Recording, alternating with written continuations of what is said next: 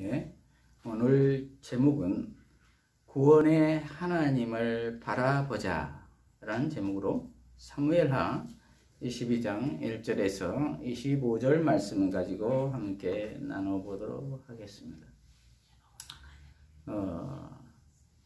기후위기를 비롯하여 국제 정세가 내일을 예측할 수 없는 일촉즉발의 시대입니다. 이러할 때 우리는 어떠한 태도로 살아가야 할까요? 오늘 본문을 통해서 살펴보도록 하겠습니다. 오늘 본문은 다윗의 시입니다.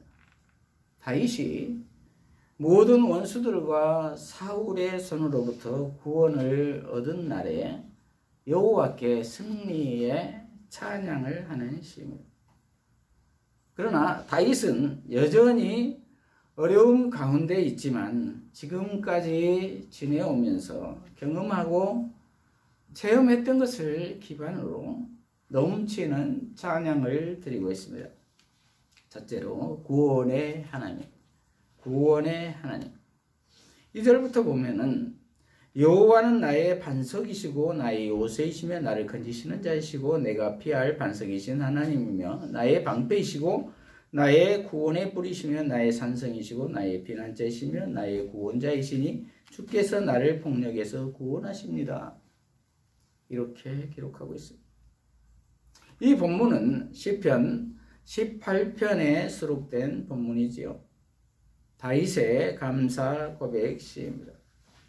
다윗은 그때마다 응답하신 하나님을 체험하고 이제 인생 마지막에 이르러 터져 나오는 감사의 심정을 고백하고 있는 것입니다. 저와 여러분은 어떻습니까? 저와 여러분에게 하나님은 어떤 분이십니까? 반석이고 요새가 되십니까? 방패와 피난처가 되십니까? 구원자가 되십니까?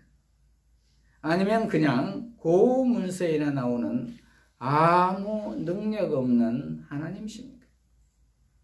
다윗이 지나왔던 시절은 칠흑같이 어두운 캄캄한 밤이었습니다. 그런 다윗에게 하나님은 한 줄기 소망의 등불이었습니다. 그래서 다윗은 부르짖습니다. 4절에 보면은 찬양받으실 여호와께 내가 부르짖을 것이니 내 원수로부터 내가 구원받을 것입니다. 사망의 물결이 나를 휘감고 파멸의 원수가 나를 두렵게 했으며 수월의 줄이 나를 두르고 죽음의 올가미가 나와 마주쳤습니다. 환난 가운데 내가 여호와께 부르짖고 나의 하나님께 부르짖었더니 주께서 그 성전에서 내 음성을 들으셨고 나의 외침이 주의 귀에 이르렀다. 이렇게 기록하고 있습니다. 저와 여러분은 이러한 어려움이 있으십니까? 이럴 때 어떠한 태도를 취하십니까? 여호와 하나님께 부르짖습니까? 아니면 푸념만 하고 계십니까? 다윗도 수월의 줄이 두르는 죽음 앞에서 두려워했을 것입니다. 그러나 다윗은 성전에서 부르짖었다고 했습니다. 그러할 때 하나님께서 내 음성을 들으셨다고 했습니다. 성전은 어느 곳입니까? 하나님이 임재하시는 곳입니다. 예수님이 계신 곳입니다. 요한복음 2장 19절에서 21절을 보면은 예수님이 친히 성전 되심을 말하고 있습니다. 19절부터 보면은 예수께서 대답하여 이르시되 너희가 이 성전을 헐라 내가 사흘 동안에 일으키리라. 유대인들이 이르되 이 성전은 46년 동안의 지역권을 네가 3일 동안에 일으키겠느냐 하더라. 그러나 예수는 성전된 자기 육체를 가리켜 말씀하신 것이라. 이렇게 기록하고 있습니다. 이 성전은 예루살렘 성전이라고도 하고 헤롯 성전이라고도 하지요. 그런데 그 성전을 허물라는 것입니다. 그리고 사흘 만에 내가 다시 일으키시겠다고 하십니다. 이것은 사흘 만에 예수님의 육체적 부활을 의미하는 것이죠. 그러므로 예수님이 친히 성전 되신다는 것입니다. 그러므로 내 마음의 중심에 예수님이 주인 되는 것이 곧 성전이라는 것입니다. 그러므로 그 성전에서 매 순간 예수님께 묻고 아뢰고 부르짖어야 할 것입니다. 그리고 선악간에 심판하셨습니다. 그리고 신원하여 주셨습니다. 그 억울함을 갚아주셨다는 것입니다.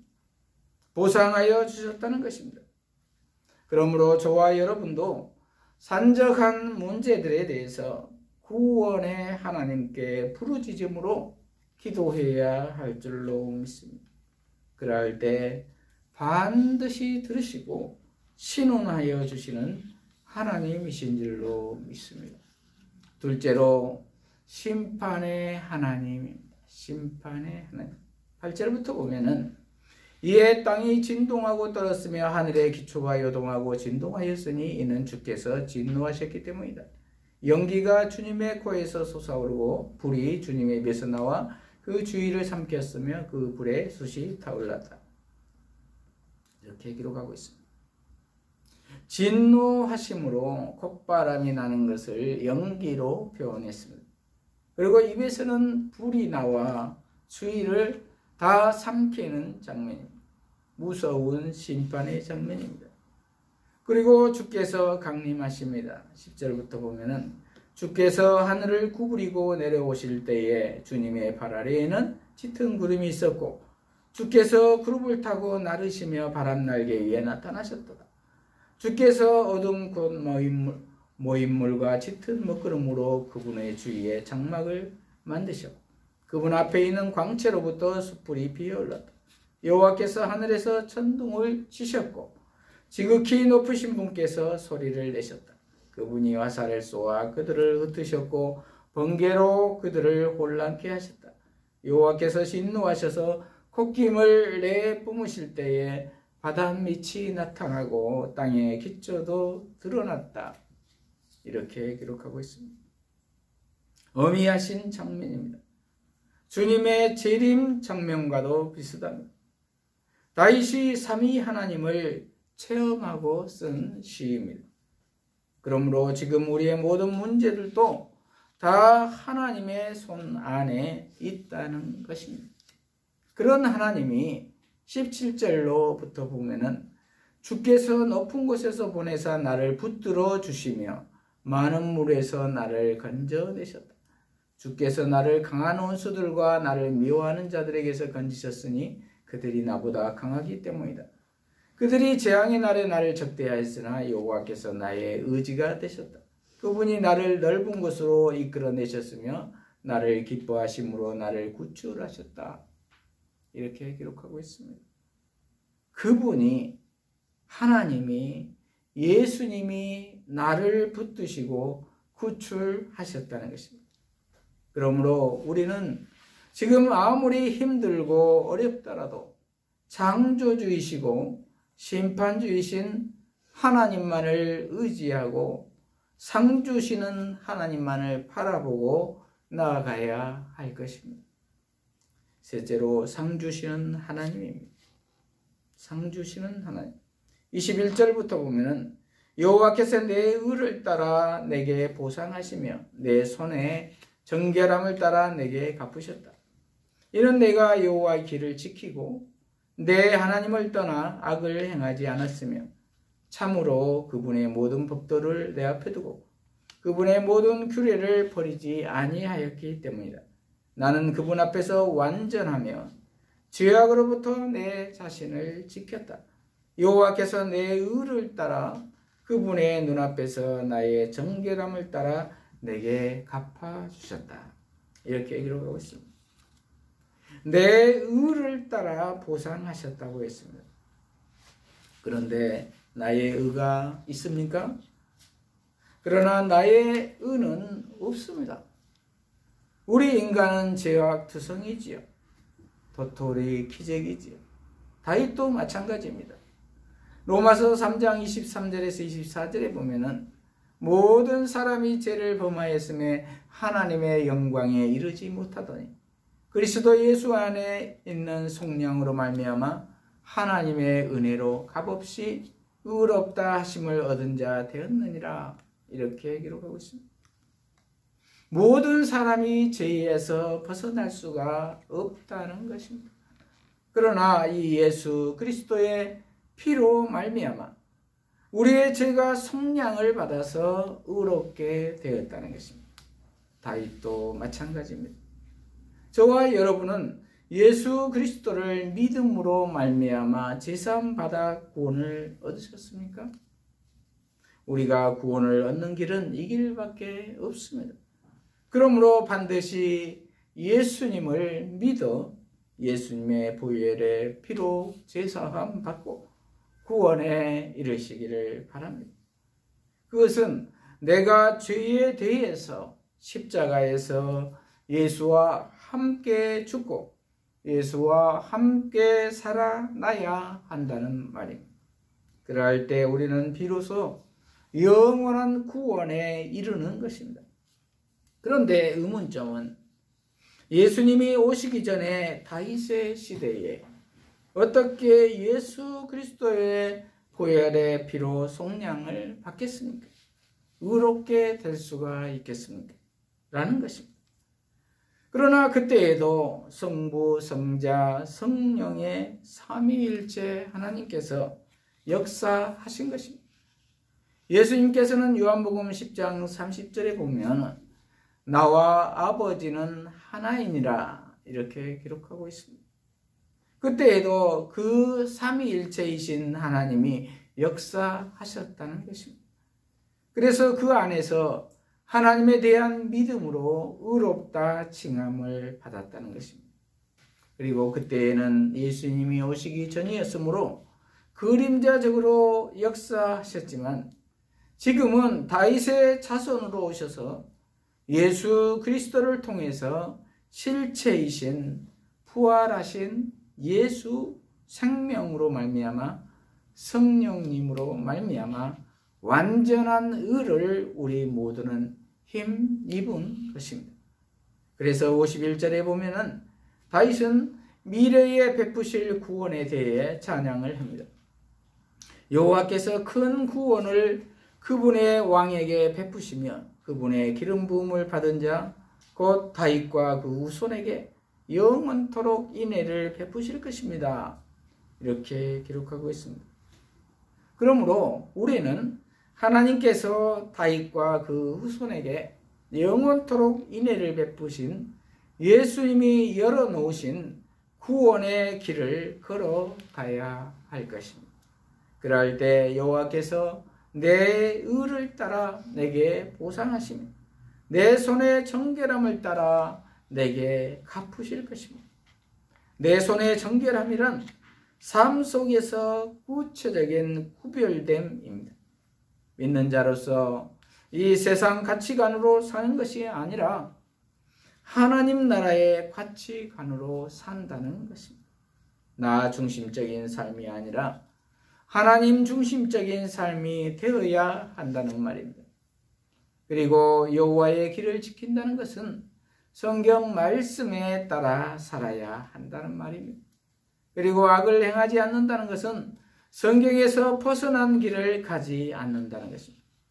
악이란 물론 도덕적인 법을 이야기도 하겠지만 근본적으로는 하나님을 거부하는 것입니다. 죄를 헬라어로 하마르티아라고 하는데 관역에서 벗어나다라는 뜻입니다. 즉 죄란 하나님에게서 벗어났다는 것입니다. 저와 여러분은 하나님에게서 벗어나셨습니까? 아니면 하나님 안에 계십니까? 하나님 안에 있다는 것은 예수님 안에 거하느냐는 것입니다. 다윗이라고 아무 흠이 없었겠습니까? 다윗도 마찬가지로 엎치락 뒤치락 했을 것입니다. 그러나 다윗은 곧바로 즉시 회개했습니다. 그리고 삼위 하나님 앞에 거했습니다. 그리할 때 하나님의 자비하심으로 용서를 받았습니다. 24장 마지막에 보면은 다윗은 요압에게 인구조사를 지시합니다. 요압이 다시 한번 생각해 보시라고 하는데 다윗이 화를 내며 강행하도록 합니다. 이것은 하나님을 의지하기보다는 자신이 왕권을 물려주기 위해서 더 단단하게 군사력을 굳건히 하려는 의도이었습니다. 그 과정에서 이렇게 그는 교만함을 드러냈습니다. 그러자 하나님이 전염병을 통해서 주십니다. 그러자 하루 만에 7만 명의 백성이 죽습니다. 그러자 다윗은 곧 즉시 회개합니다. 24장 10절에 보면 백성의 수를 센 후 다윗이 마음의 가책을 받고 여호와께 말하기를 제가 행한 일로 큰 죄를 지었습니다. 그러나 이제 여호와시여 주님의 종의 죄를 용서하여 주시옵소서. 제가 매우 어리석은 짓을 했습니다 라고 하였다. 이렇게 기록하고 있습니다. 그 즉시 회개할 뿐만 아니라 모든 잘못을 자신에게 돌리고 있습니다. 그럴 때 여호와께서는 16절에 보면은 그때에 천사가 예루살렘을 향하여 그의 손을 들어 멸하려 하였으나 여호와께서 이 재앙을 안타까워하시고 그 백성을 죽이는 천사들에게 말씀하시기를 이제는 충분하니 내 손을 거두어라 하셨고 그때 여호와의 천사는 여부스 사람 아라우나의 타작마당 곁에 있었다. 이렇게 기록하고 있습니다. 즉시 회개할 때 그리고 전심으로 자신의 죄에 대한 책임적 존재로 설 때 이렇게 하나님께서는 자비를 베푸신다는 것입니다.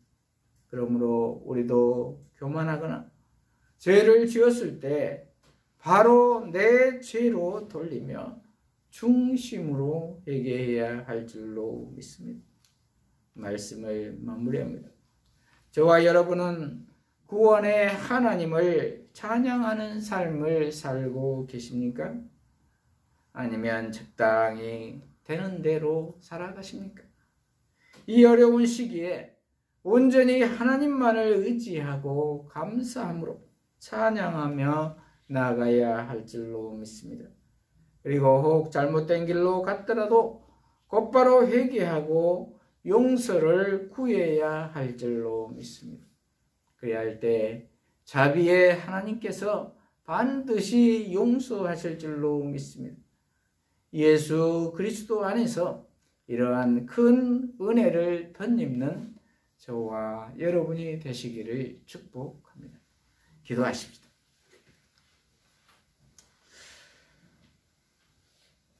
하나님 아버지, 오늘 구원의 하나님을 바라보자라는 제목으로 깨닫게 하시니 감사합니다. 우리 모두가 이 어려운 시기에 그냥 푸념만 하고 있는 것이 아니라 매 순간 요새와 방패와 피난처가 되시는 반석이 되시는 구원의 하나님께 피하고 부르짖게 하셔서 응답받게 하시고 그리고 잘못된 길로 갔을 때 즉시 회개하게 하셔서 용서받게 하시고 상 주시는 하나님을 바라봄으로 말씀 가운데 정결한 구별된 삶을 살게 하여 주시옵소서. 그래서 예수 그리스도 안에서 참 승리와 평안의 삶을 살게 하여 주시옵소서. 예수님 이름으로 기도합니다. 아멘.